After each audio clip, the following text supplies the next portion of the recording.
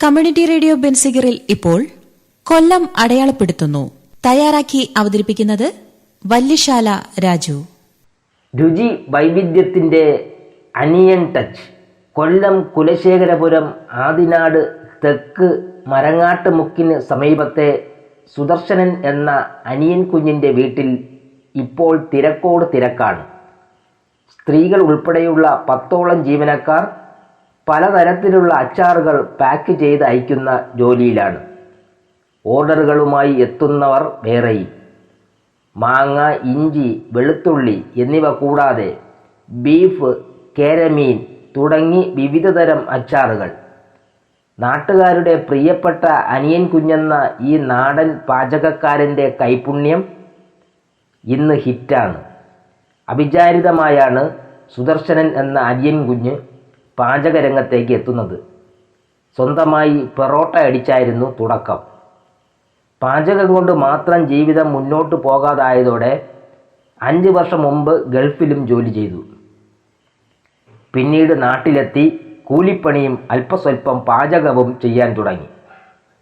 രുചിയൂറും നാടൻ വിഭവങ്ങൾ തയ്യാറാക്കുന്ന സുദർശനൻ്റെ വീഡിയോകൾ യൂട്യൂബിൽ ഹിറ്റാണ്.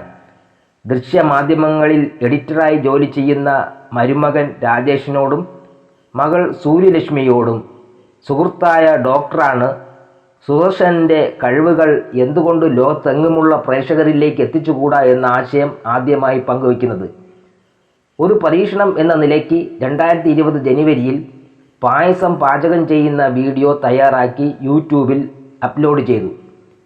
പിന്നീട് അനിയൻസ് കിച്ചൻ നാടൻ രുചികൾ എന്ന യൂട്യൂബ് ചാനൽ പ്രേക്ഷകരുടെ പ്രിയപ്പെട്ടതായി മാറി. ഇന്ന് 5 ലക്ഷത്തിലധികം ഫോളോവേഴ്സാണ് ഉള്ളത്.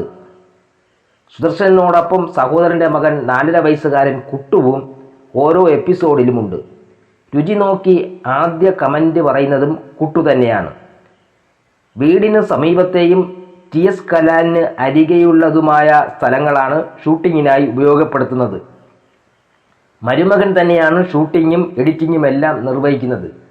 തനി നാട്ടിൻപുറം ഭാഷയിൽ എന്തൊക്കെ ചേരുവകൾ എത്ര അളവിൽ എപ്പോഴൊക്കെ ചേർക്കുമെന്നത് കൃത്യമായി പറഞ്ഞ് ബോറടിപ്പിക്കാത്ത തരത്തിലാണ് അവതരണം. മരുമകനെ കൂടാതെ മകളും മകനും സഹോദരനും സുഹൃത്തുമൊക്കെ സഹായത്തിന് ഒപ്പമുണ്ട്. തൻ്റെ വീഡിയോ കണ്ട് സ്വന്തമായി പാചകം ചെയ്ത് നോക്കിയിട്ട് വിളിക്കുന്നവർ പങ്കുവയ്ക്കുന്ന സന്തോഷമാണ് ഏറ്റവും വലുതെന്ന് സുദർശനൻ പറയുന്നു.